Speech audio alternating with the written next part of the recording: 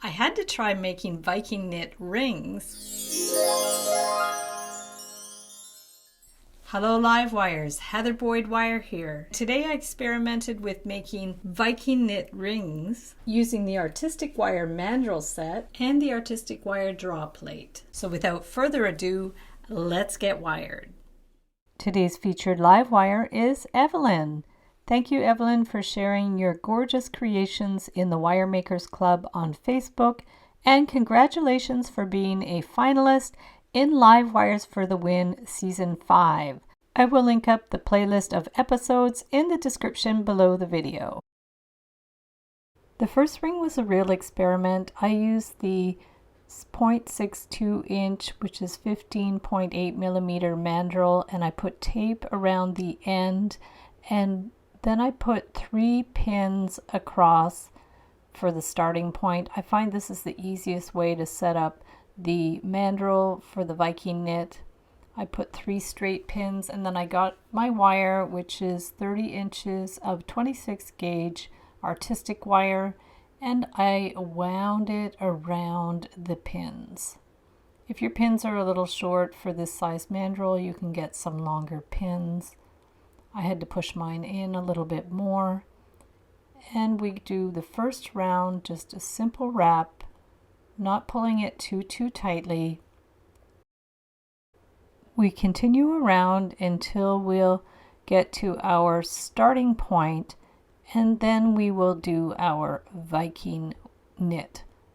Take the end of the wire and put it behind that first overlap, bring it around. Don't pull it too tightly. Try to keep the tension consistent. Hold it down with your thumb if you need, and bring the wire behind and out from right to left, continuing around until we've used up all of our wire. Just putting the end right behind, right to left, and give it a little pull and curve it around. Here's a diagram to show the correct way to do the Viking knit. Then we will remove our pins once we've used up the wire, leave a little extra at the end, pull it off the mandrel, and then take the end of the wire to go through the loops that were at the top so that it won't fray. We're just going to one by one put the end through those loops, trying to keep the same tension as previously, and then when we get to the last one, we can wind it through 1 or 2 times to finish it off. It's kind of like sewing. Give it a little tug and clip that end. You'll see this is a very organic design.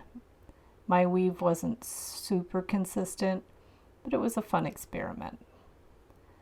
Now we're going to put it on the mandrel. It ends up going to about a size 7. I'm going to compress the little knits a little bit so it's not so wide. Trying to even it out a little bit. The nylon jaw pliers are handy for that. And then I made a little space to put the bead. I even use my ring form just to round it out a bit. And then we'll take the end of the wire and bring it towards the middle of the ring. And I got a 6 millimeter cat's eye bead to put in the center. We'll bring the wire through on the opposite side. And we're going to weave the wire through the bead a few times to make sure it's really secure. The 26 gauge is quite thin, so I did want to go through the bead a few times. Make sure your bead has a big enough hole that you can go through. I would say at least 3 times, maybe more if you can. Pulling the wire so there's no slack and putting it through one of the knits to keep that bead centered. Pull it with your chain nose pliers. Make sure there's no slack. Straighten the wire as you need. Bring it back up to the front pull it. And now we're just going to weave the wire through again and give it a tug. It actually broke, so I just trimmed the end a little bit. And there's your finished ring. For the second one, it's a more traditional looking Viking knit. I used the 1/4 inch mandrel, put the tape around the top as before, put my pins through, try to space them as evenly as possible. Just looking at the top so we can see the spacing. And then once it's set up, we're going to do our Viking knit. I'm using the 26 gauge wire again. This time I ended up using 30-inch pieces. It's a little bit more manageable. I definitely wouldn't use any longer than 36 inches. Otherwise it's pretty hard to manage. And I'm going to show you how to attach a second wire. So we continue going all the way around to the beginning point, and then we're going to start our Viking knit. Bringing it around back from right to left, and we're going to give it a little bit of a tug. Careful that the tension is not too tight. Continue around with your Viking knit, and we are going to go until we're almost finished this first wire. You might have to untangle it a bit if it kinks up a little bit. Just smooth out the wire as you go.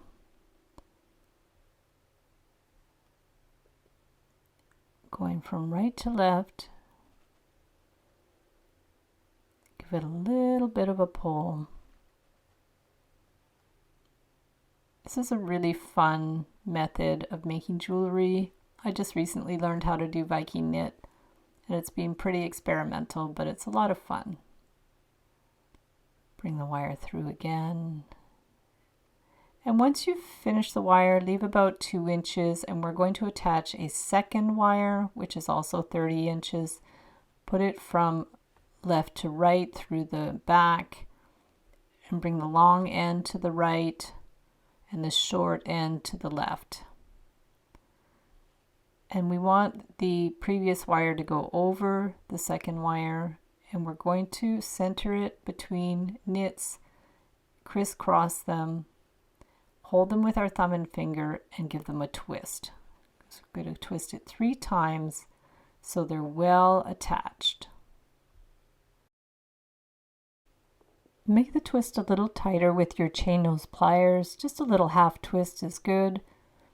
And we're going to push it down against the mandrel. Then we're going to clip it to about 1/8 to 1/4 inch.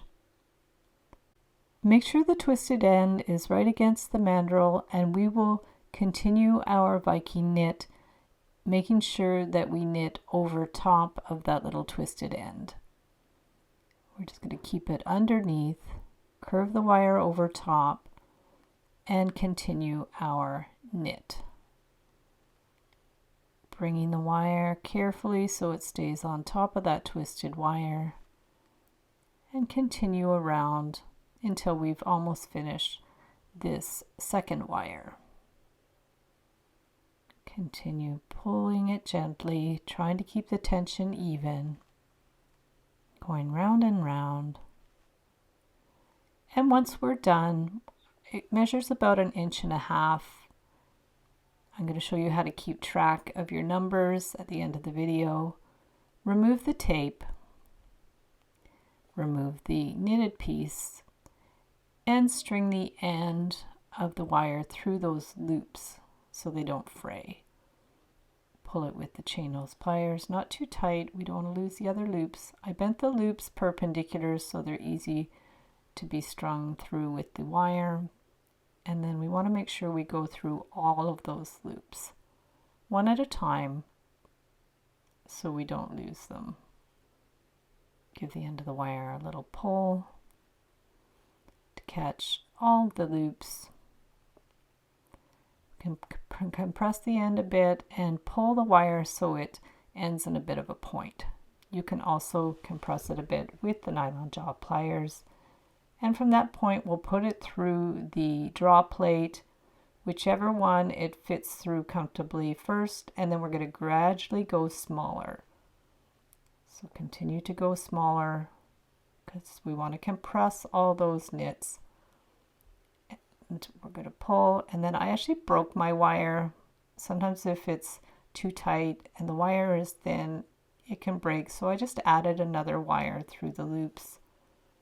So I had something to grab onto, twisted it a little bit. I really improvise with this. It's definitely a learning process. And now we're going to put it through the smaller one. Take the end and pull. And you can compress it a little more with the nylon jaw pliers. You can pull it through the nylon jaw pliers as well, just to even it out. Finish with the 4.5 millimeter diameter hole, which seemed to make a good size for the ring. I'm going to open up those loops a little bit so I can string the wire through. Pull the end, straighten the wire, and then I'm going to add a 6 millimeter bead. We'll put the other end of the wire through the other part of the ring, and we'll pull it so there's no slack in the wire. And now we're going to have to go back and forth through the bead a little bit to hold it in place. You want to make sure the hole of your bead is large enough that you can put the 26 gauge wire through a few times. You can also try this with 24 gauge wire, but the 26 gauge works quite well and you don't want it to be too bulky. Continue to go back and forth as many times as you can to make it more solid, pulling the wire so there's no slack, adjusting as you go. And then to finish it off, we can go through the ring band a couple of times and clip it. Put it on the ring mandrel. This one made about a size 7, pushing it against the mandrel to round it out. And there's your super funky Viking knit ring. I've been tracking my projects, so the 6 millimeter bead ring used 60 inches of 26 gauge wire. I used the 1/4 inch mandrel size in a single knit, and the finished length was 1.5 inches. My final draw plate used was 4.5 millimeter, and it made a size 7 ring. You can get the printable project tracker in my Viking Knit for Beginners ebook, which includes these ring designs and many other designs for super fun Viking knit jewelry. Thanks so much for watching the video. Be sure to give it a big thumbs up and subscribe to my channel for lots more wire art and jewelry making tutorials. Join the Wire Makers Club on Facebook to share pictures of your wire art and wire jewelry. Hop over to the Wire Lady TV channel every Wednesday at 1:30 p.m. Eastern Time, where I troubleshoot new ideas for wire art and jewelry, and I welcome your ideas and special requests. Thanks again for watching, and we'll see you the next time.